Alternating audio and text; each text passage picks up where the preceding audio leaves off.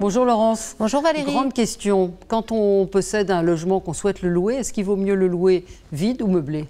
C'est une très bonne question, c'est-à-dire qu'en fait, ça va dépendre du lieu. Surtout, ça va dépendre du régime fiscal. Mais c'est vrai que le logement meublé est beaucoup plus souple.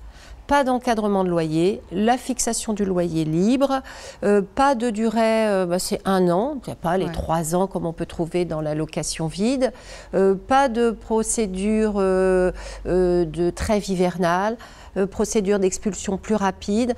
Voilà. Donc, mais il y a un bail quand même. Il y a un écrit, un bail. Il y a un état des lieux. Il y a un état des lieux. Il y a des contraintes quand même qu'il ne faut pas négliger.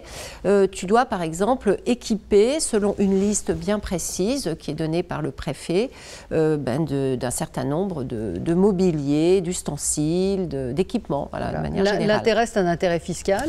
C'est un intérêt fiscal puisqu'en fait, toutes tes charges, tu peux les déduire à concurrence de 50%. C'est un forfait. C'est-à-dire, ça veut dire quoi concrètement? Tu prends ton loyer et tu en fais une déduction de 50% de toute charge que tu aurais pu avoir. Donc forcément, le montant imposable est moindre. D'accord. Le conseil du notaire, c'est quoi dans ce cas-là? De réfléchir en fait sur l'intérêt, parce que certes, il y a l'aspect fiscal qui est intéressant, la souplesse, mais sur le long terme, il y a quand même des engagements, des contraintes fiscales, notamment tenir une comptabilité, faire une déclaration d'existence.